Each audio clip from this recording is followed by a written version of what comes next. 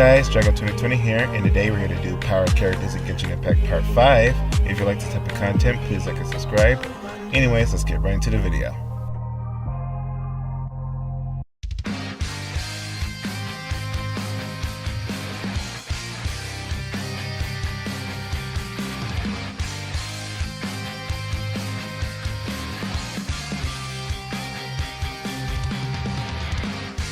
In my last video, Power Characters in Genshin Impact Part 4, I spent the entirety of it explaining how powerful the Adeptus/Youkai are. There have been many opportunities where these type of characters or characters on this level has either had to do the job of an Archon or fight an Archon. In every single scenario, they failed, because in every single scenario, the Traveler had to get involved. Someone who in the first arc of the game fought someone who was comparable to the Archons. The best attempt that was made that did not involve the Traveler was Kazuha blocking not one, two shots from the Raiden Shogun.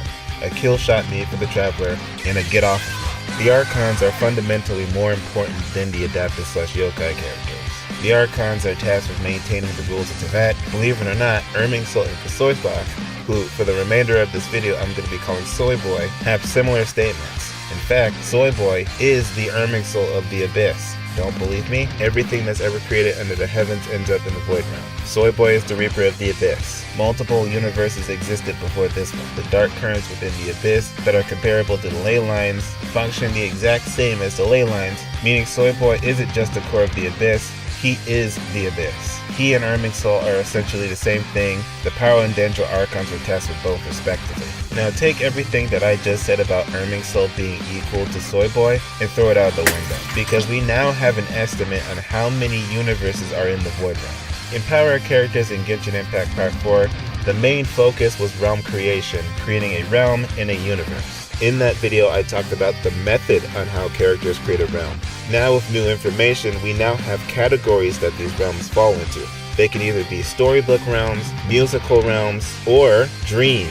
They could be one or more. On the Primogem, it says dreams of universes that once were.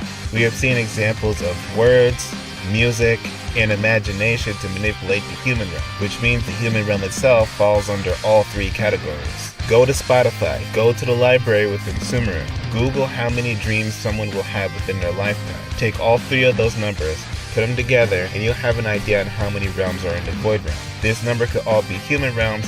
However, a safe estimate would be to say this. Technically, I've been reading the Primogem realm because it says dreams of universes that once were, and the Planetothamia is a dream realm, which means there's multiple realms within the Void Realm, just like how there are multiple realms within the human realm, like the Serenitea Pot realms. So it's safe to say that a good chunk of this number is human realms, and the rest are subspaces. Keep in mind each realm, whether they be subspaces or not, contain a universe inside, regardless of whether they have the same level of durability. What's up guys, Future Dragon2020 here. As I made abundantly clear in my history video, I correctly guessed that the Traveler was from another realm, because we now have a verbatim statement saying that he is from another realm, and I said that 1 year in advance. Well, now I have another verbatim statement, and this shuts down all arguments saying that realm creation is not a universal feat, because an achievement for completing things within a Serenitea Pot talks about there being a universe in the Serenitea Pot, almost as if we're supposed to know this, which we are. So yes, there is now a confirmed universe in each Serenitea Pot realm. So each realm that Madame Pink created has its own universe and is its own separate time space. Now you might be wondering, when did this come out? This came out when the Serenitea Pot dropped, which as you know should be well before this channel started. And here's the thing where I admit that I am human. This has existed in the game since before the channel's conception. I had no idea that it was there. This whole time I was describing it, and based off of its description, I said that it contained a universe inside. Well, now I don't need to do that anymore. We have a verbatim statement saying X, Y, and Z, and Z, Y, and X. So, yet again, twice over, I was right, I was right, I was right. All of this is in the Void Realm. Soy Boy, as I described earlier, is the Void Realm, a collective consciousness within the Abyss. Moon males are, in terms of how they represent a person's power on the power hierarchy within Genshin, are comparable to Gnosis. Moon males and moon goddesses are several leagues more powerful than Gnosis and Archons respectively, yet they seem to have the exact same job. If you get all three moon goddesses / moon males together, you're able to control the rules into that. I wonder what would happen if someone were to gather all 7 Gnosis and start using them together. Considering what I just said and what happened during the Fumetary War, most likely the Archons are the replacement for the Moon Goddesses. The Archons came after the Fumetary War, and the Moon Goddesses came before it and were destroyed during the Fumetary War. What can be said for the Archons can be said for the Moon Goddesses, however, much more so.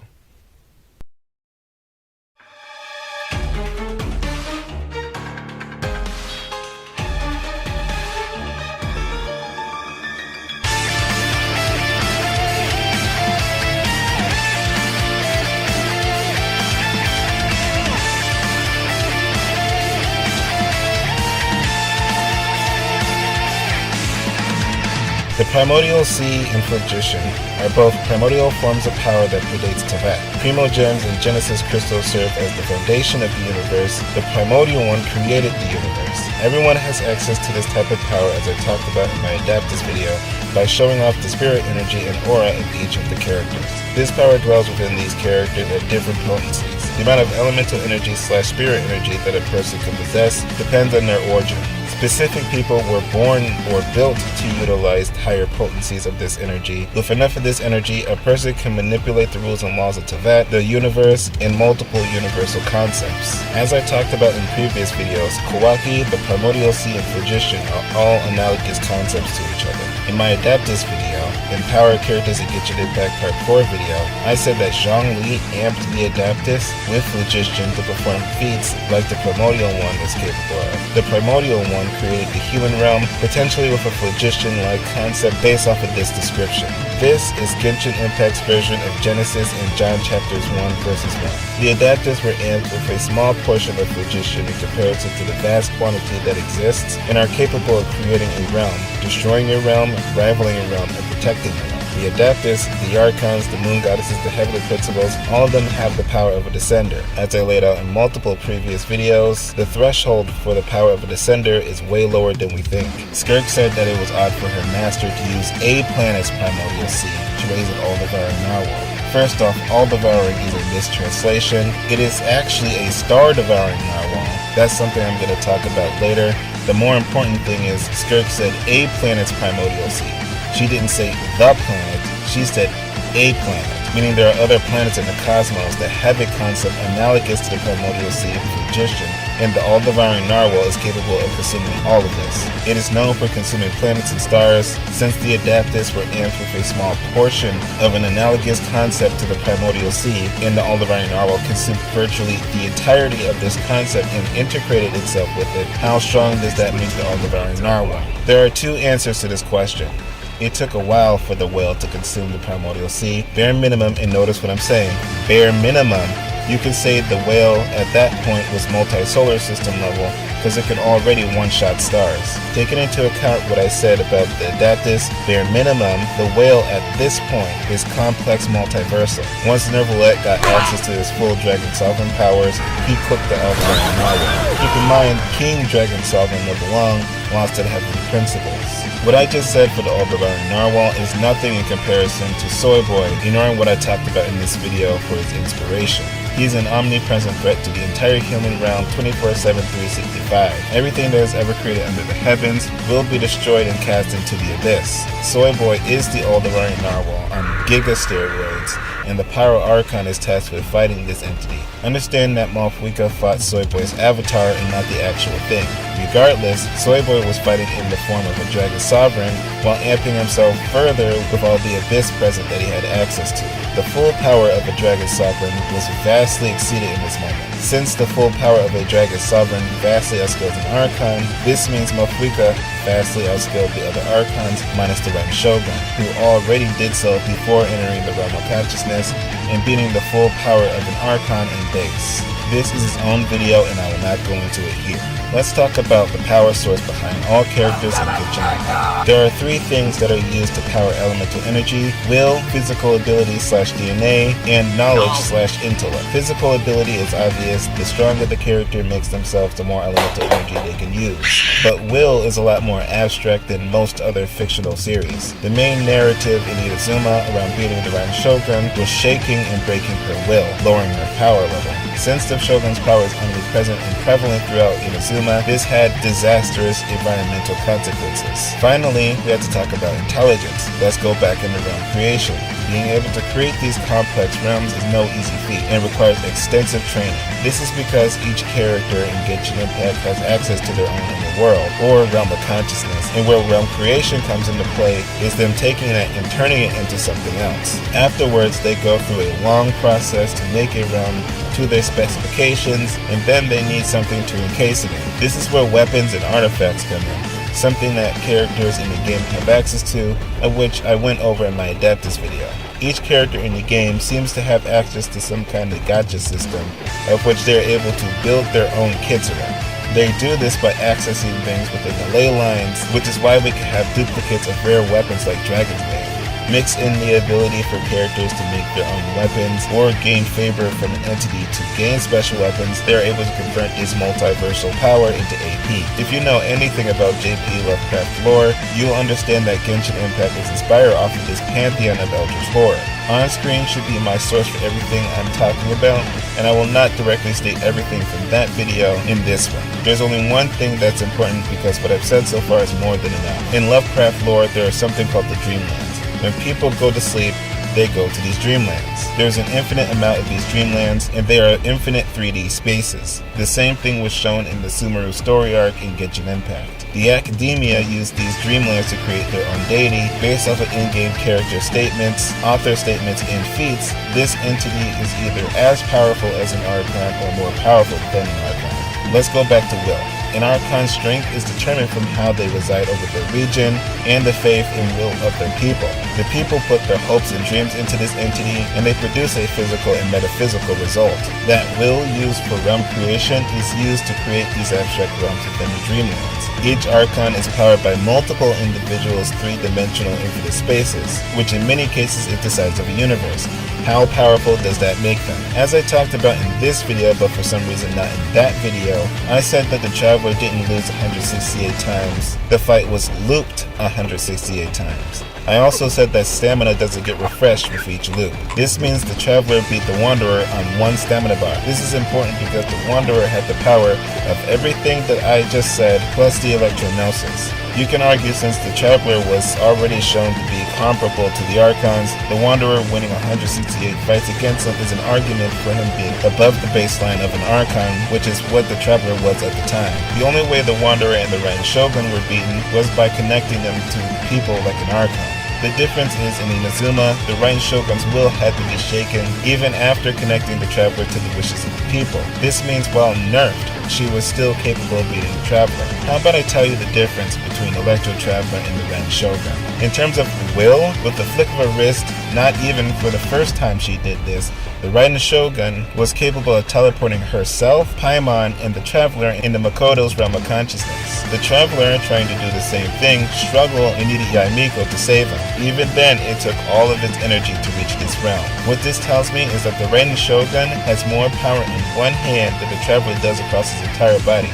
That should instantly tell you the difference between these two, of which I still believe exists. Before I explain why this is important, let's talk about Nicole.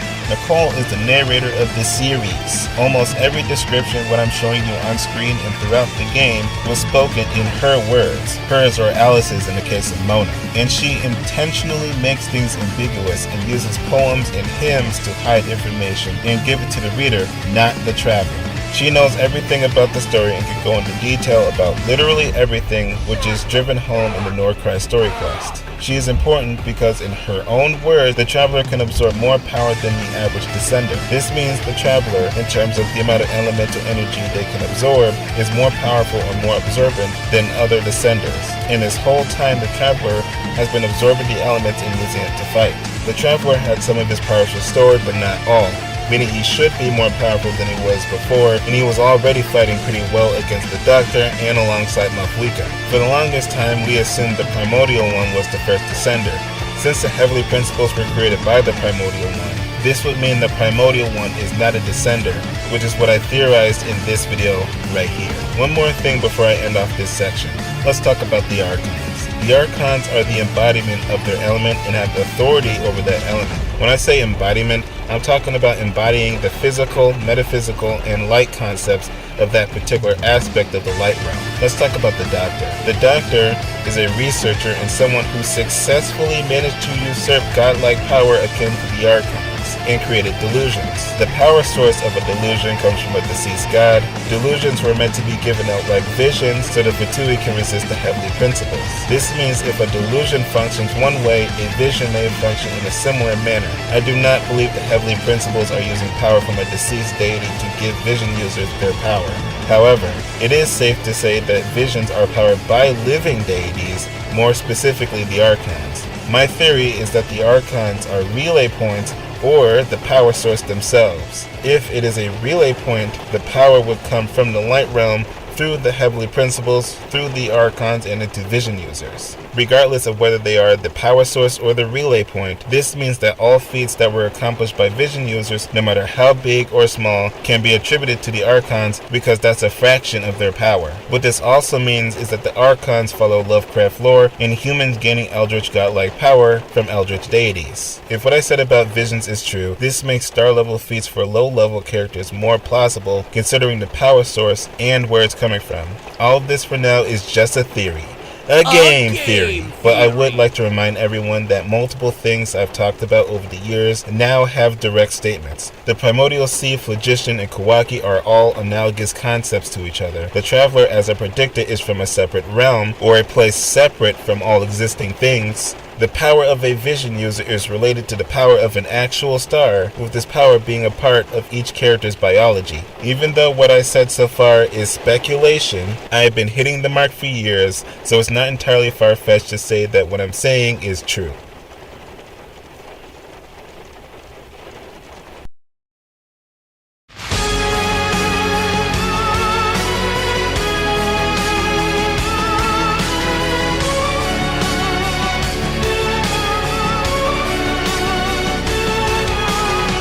The Adeptus were inspired by animal spirits within Buddhist mythology. The Archons were inspired by eldritch outer god entities, some of which was statements such as having knowledge of all things within the universe. Based off of the visual imagery that was shown for Renova, the Raiden Shogun, Mafwika, and the Wanderer's Mech, the Archons were made in the Heavenly Principles image. The Heavenly Principles were inspired off of biblically accurate angels, based off of what Ashley Kai said in her video, someone who I've brought up on the channel before. Look at this tweaker. Right now she's being affected by the Abyss, and she is describing the Abyss and its qualities. Based off of this description, she is describing the baleful Shadow Lord form and the Wanderer's Mech, two things of which she has never seen before. This is because the Light Realm and the Void Realm are diametrically opposed to each other, but they are also equal to each other. The Light Realm is specifically called the Heavens, and the Void Realm is specifically called the Underworld. This means entities from both the Light Realm and the Void Realm are both inspired off of biblically accurate spirits and angels. That's enough about the high tiers.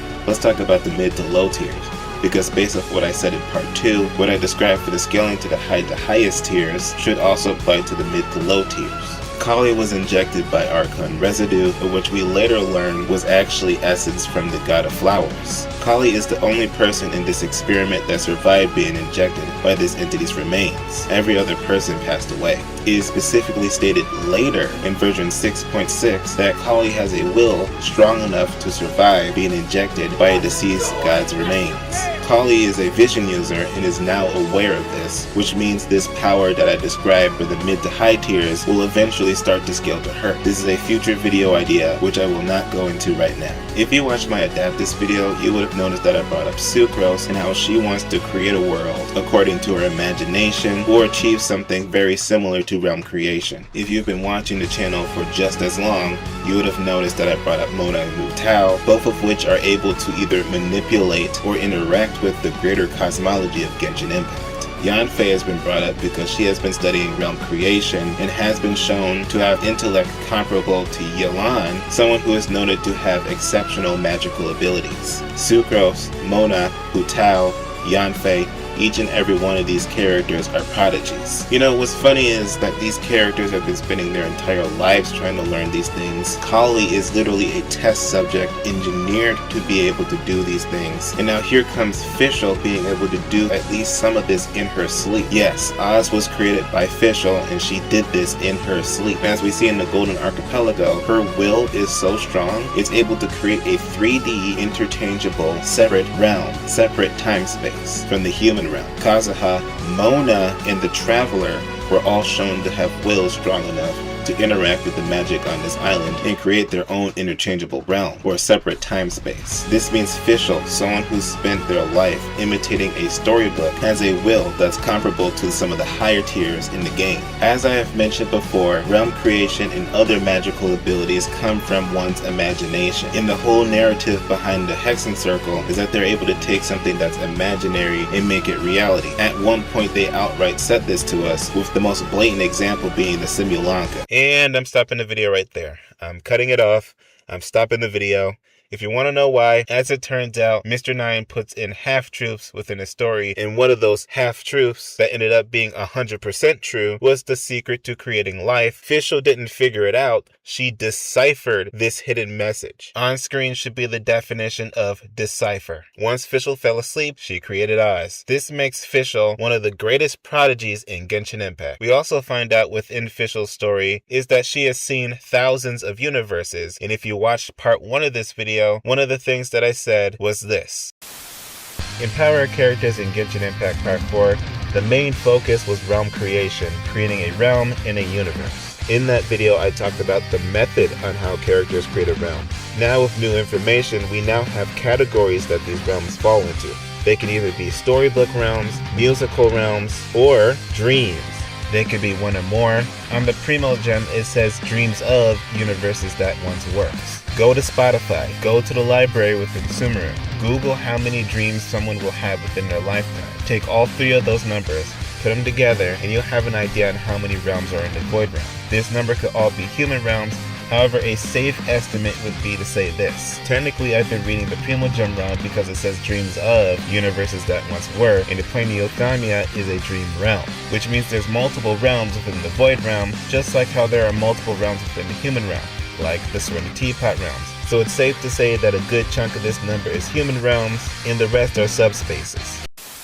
Well, now we technically have a verbatim statement because on the Primogem it says dreams of universes that once were. And since this was in Fischl's storybook and that contains hidden information, we can now say for a fact that there are multiple universes out there that currently exist and exist only in the Void Realm now. So I was correct. I was right. I'm going to say this right now. I made 2 theories. One about the Archons and Visions / Delusions, and the other about Descenders. I'm totally okay with being wrong about those. However, if anyone says that I'm reaching or making things up about the power scaling and me saying that these characters are universal, multiversal, the works, I want you to treat those people like they're on crack, heroin, and flakka. I want you to slowly back away.